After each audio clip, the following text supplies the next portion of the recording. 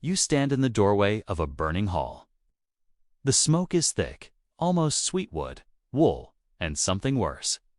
Behind you, men are laughing. They've taken everything: the gold, the grain, the horses. But they haven't finished. They're looking at you now. Not with rage, not with mercy, with appraisal. You are about to become inventory. This is not the story they tell in the sagas. There are no last stands here, no heroic deaths.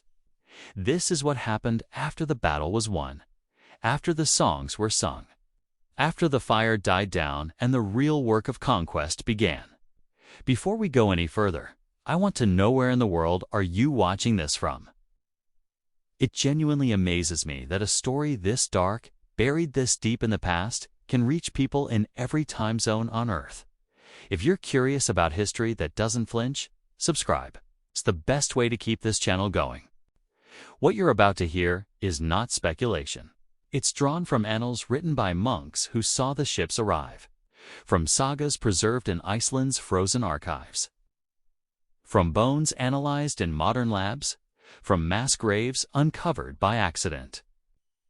This is what happened to noble women queens, princesses, abbesses, daughters of kings when their worlds collapsed under Viking conquest. And it was worse than death, because death, at least, had an ending. The year is 821. The Irish coast is a patchwork of small kingdoms, monasteries, and fortified settlements clinging to rocky peninsulas. One of these is Howth, known then as Etera, a wealthy settlement guarding the northern approach to what will one day become Dublin. It's strategically positioned, exposed, and on a gray morning in late summer, it is utterly defenseless. The longships arrive without warning. They beach on the shingle, and within minutes, the settlement is overrun.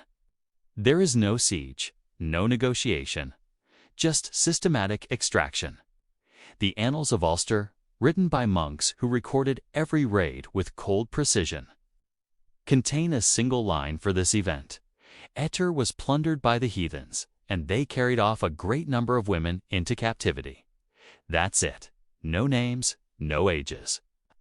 No further explanation. But that one sentence hides 1,000 endings. The women taken from Howth are stripped of identity in a single moment. Names, families, lineage all erased. Under Norse law, they are now Rylthralls, the lowest legal category in Viking society. Not people, property. Their journey into bondage begins aboard those longships packed tightly together as living cargo. The crossing itself is a filter. Storms, disease, exposure. Only the strongest survive the North Atlantic voyage. Their likely destination is the growing Viking port of Dyflin Modern. Dublin already one of the largest slave markets in Western Europe. There they are inspected, valued, sold. A healthy young woman fetches between 12 and 20 ounces of silver, roughly the annual output of a small farmstead. Some are purchased by Norse settlers in Ireland. Others are shipped onward, north to Hedeby in Denmark, east to Birka in Sweden, or carried along the river routes of the Rus, feeding the massive slave economies of Byzantium and the Abbasid Caliphate. Any skills they possess, medicine, weaving, literacy, do not spare them. They merely increase the price. The annals record no resistance, no survival stories, just a number, a transaction. Their lives absorbed into the economic machinery of the Viking world. Confiscated, inventoried, silenced. 2 centuries later, an Icelandic saga preserves what the annals do not: a name. Melkorka was the daughter of Mair Círdan, an Irish king.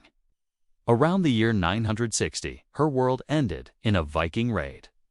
She was taken captive, shipped to Norway, and placed for sale in a bustling slave market. There she was noticed by Höskuldur Dalakalsson, a wealthy Icelandic chieftain traveling under royal authorization from King Hakon of Norway. Höskuldur was struck not just by her beauty, but by her bearing. He asked the merchant her name. The trader man, named Kili, later described as unscrupulous, claimed not to know it. Höskuldur paid 3 marks of silver for her. An enormous sum. 1 mark was 8 ounces, meaning he paid 24 ounces of pure silver. 3 times the value of a prime milk cow. He didn't just buy her body. He bought her silence. From the moment she entered his household, Melkorka refused to speak. For the entire voyage to Iceland and for years afterward, she uttered not a single word. Everyone believed she was mute. But this was not weakness, it was strategy. Silence became her armor. In a world where everything else had been taken, it was the last fragment of control she possessed. She lived as Höskuldur's concubine of Freeland, bore him a son named Elaf. The truth emerged by accident.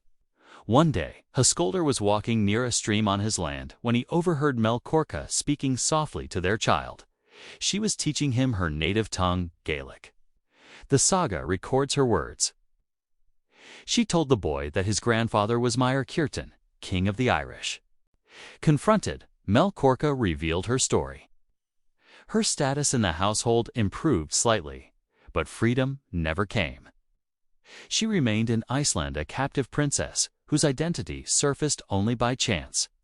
Her son Elaf, later known as Elaf the Peacock for his lavish dress, would grow into a powerful chieftain. He eventually sailed to Ireland, met his grandfather, and was formally acknowledged as royalty. Melkorka never returned. She died in Iceland, thousands of miles from the kingdom she was born to inherit. Purchased, hidden, revealed. In the autumn of 870, the great heathen army turned north. For 5 years, it had ravaged England. Now it marched into Northumbria under the command of the sons of Ragnar Lothbrok figures, like Ivar the Boneless and Halfdan. Their target was Coldingham, a double monastery of monks and nuns perched on a windswept cliff above the North Sea. The abbess, remembered as Gbe the Younger, knew exactly what awaited them. Viking raids on religious houses were infamous not only for plunder and slaughter, but for systematic sexual violence. For Gbe and her nuns, this was a fate worse than death, irreversible stain on the soul. As the army approached, Gbe gathered her community. The account preserved by the 13th century chronicler Matthew Paris is unflinching. She took a razor and, before her sisters, sliced off her own nose and upper lip. Blood poured down her face. Then she commanded the others to do the same. "Make yourselves a spectacle of horror," she told them, to the lust of the barbarians. One by one, the nuns obeyed. When the Vikings finally breached the monastery and entered the chapter house, they did not find screaming victims. They found a silent assembly of intentionally disfigured women. The invaders were enraged. Cheated of their prize, they showed no mercy. They barred the doors, stacked timber against the walls, and set the building ablaze. The abbess and her entire community burned alive. Their choice was not between life and death. It was between 2 kinds of death. They chose the fire. Their remains mixed with ash and stone on the cliffside, burned, buried, unbroken. For nearly 3 years, a massive Danish army under the command of Thorkel the Tall tore through southern England. King Teller the Unready had relied on Danegeld paying silver to buy peace. But the policy only invited more attacks. Each ransom proved that England was rich, divided, and vulnerable. In September of 1011, Thorkel's forces turned their attention to Canterbury, the ecclesiastical heart of the kingdom. The city was heavily fortified and spiritually symbolic. To take it would be a statement. For 20 days, Canterbury resisted. The Anglo-Saxon Chronicle records fierce fighting and desperate defense. But the city did not fall by force alone. It was betrayed from within by a man named Gilfmare, whose life had previously been spared by Archbishop Lafia himself. When the gates were opened, the Danes poured in. The Chronicle's account is grim and precise. Archbishop Lafia was taken, along with Glafweird the King's Reeve, Abbess Leofron of St. Mildred's, and Godwine, Bishop of Rochester. The leadership of Canterbury, both secular and religious, was captured intact. Christ Church Cathedral was looted. Much of the population was slaughtered. Fire and steel moved through the city with methodical brutality, but the noblewomen were not killed. They were too valuable. Women like Abbess Leofron were taken alive, held as hostages. Their lives became leverage in a drawn-out negotiation. The Danish army remained in England for months, holding its prisoners while demands were made. Archbishop Lafayette refused to allow a ransom for himself. He declared that he would not permit the church's wealth to be used to buy his freedom. In April of 1012, during a drunken feast at Greenwich, his captors grew tired of waiting. They pelted him with animal bones, mocking him, until one finally ended his life with an axe blow to the head. He died a martyr. The women's fate was quieter. No speeches. No chronicles linger on their suffering. They were part of the price of peace. In 1012, an enormous sum, 48,000 pounds of silver, was paid to Thorkel's army to make them leave England. The release of high-status female hostages was almost certainly included in that transaction. Their lives were calculated as a line item in a national ransom. Negotiated, weighed, exchanged. They survived, but survival came at the cost of invisibility. Their stories end the moment the silver changed hands. Captured, ransomed, erased. While monasteries burned in the east, another Viking force struck from the west. Its leaders were Olaf the White, Norse king of Dublin, and his ally, Ivar. Their target was Altclutha Rock of the Clyde, known today as Dumbarton Rock. This towering volcanic plug was the capital of the ancient kingdom of Strathclyde. Sheer cliffs made it nearly impregnable. For centuries, it had stood as a symbol of resistance. The Vikings did not attempt to scale it. Instead, they laid siege. For 4 months, Olaf and Ivar surrounded the fortress, cutting off supplies and, most critically, water. The Annals of Ulster recorded the slow collapse. After 120 days, the well inside the fortress ran dry. The defenders surrendered not because they were beaten, but because they were dying of thirst. What followed was one of the largest documented slave-taking events of the Viking Age in Britain. Olaf and Ivar did not leave immediately. They spent the winter on the River Clyde, systematically gathering plunder. In 871, a fleet of 200 ships sailed back to Dublin. Their holds were full. The annals state that they returned with a great booty of people, Angles, Britons, and Picts. Among the captives was Arkell, king of Strathclyde, his wife, his daughters, the noble women of his court. Arkell was later killed in Dublin at Olaf's instigation. For the women, rank no longer mattered. Queens stood beside servants. All were reduced to inventory. They were processed through the Dublin slave market like any other cargo.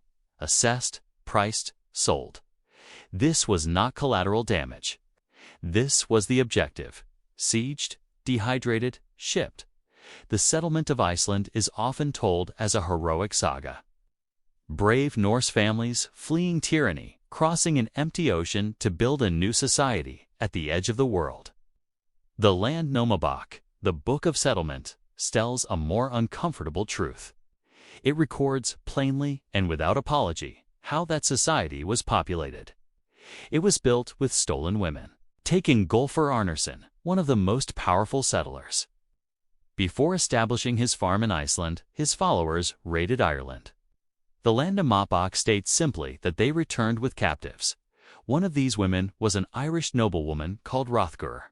She was taken by a Viking named Erir and forced to become his wife in the harsh volcanic landscape of Iceland. Another settler, Ketil the Foolish, established himself at Kirkruber. The text notes that because he was a Christian, no heathens would live there. Yet his descendants married into families whose matriarchs were Irish captives. This pattern repeats again and again. Modern genetics confirms what the sagas imply.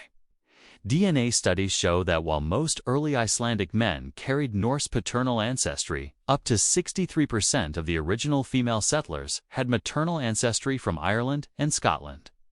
The numbers tell a brutal story. For every man who claimed land, built a hall, and founded a lineage, there were women who had been taken by force, removed from their homelands and compelled to become wives and mothers in an alien land. They were not pioneers.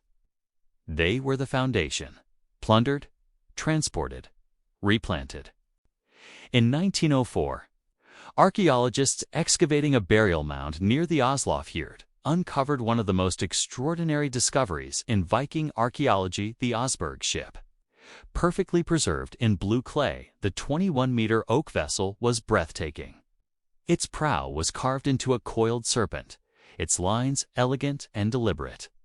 Dendrochronology dated the burial to the summer of 834. Inside the burial chamber was wealth beyond imagination. A richly decorated wooden cart, 3 ceremonial sledges, carved beds, chests, tapestries, the remains of 15 horses and 4 dogs. At the center lay 2 women. One was elderly, between 70 and 80 years old. Her bones showed signs of advanced cancer. She was almost certainly a woman of immense power, perhaps a priestess. The second woman was younger, around 50. For decades, scholars assumed she was a high-ranking servant or loyal companion who chose to follow her mistress into death. Modern science suggests something far darker. Analysis of her mitochondrial DNA revealed a rare haplogroup Hu7 almost non-existent in Scandinavia.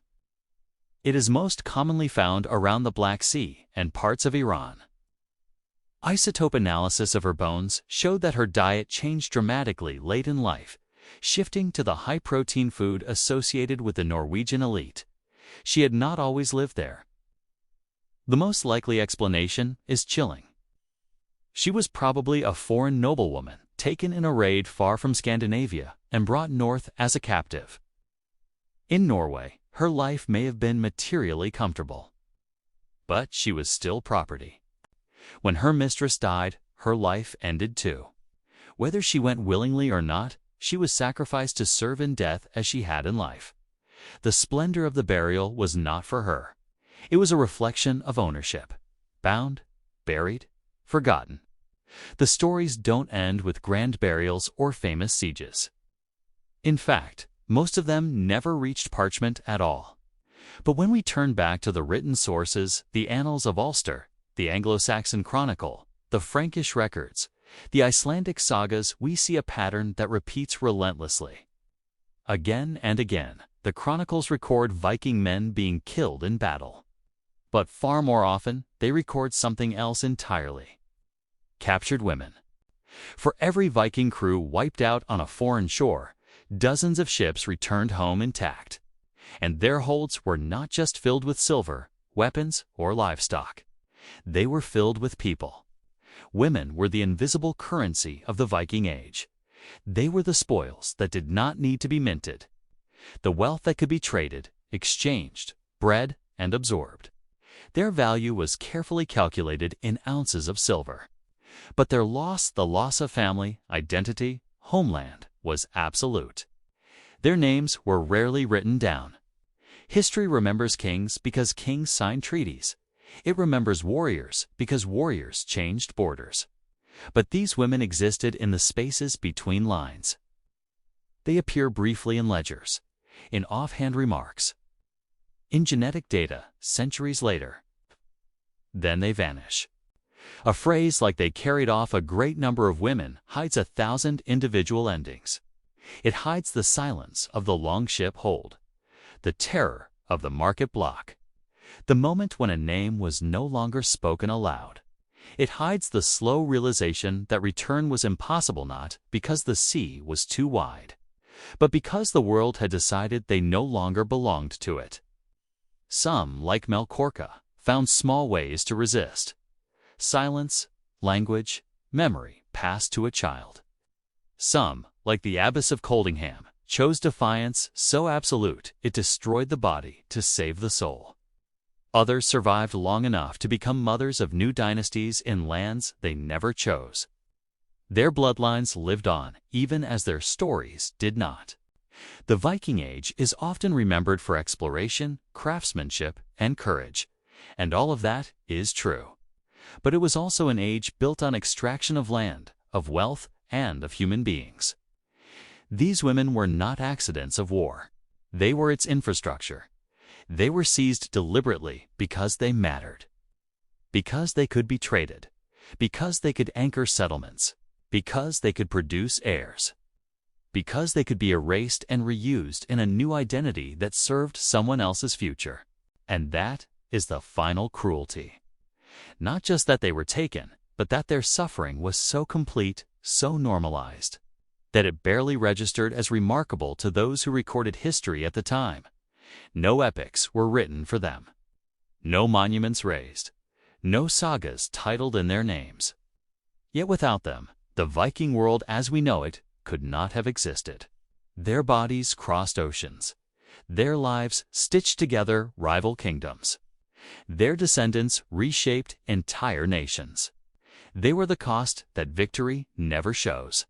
And when the fires died down and the horns were emptied and the gold was counted, it was paid in full.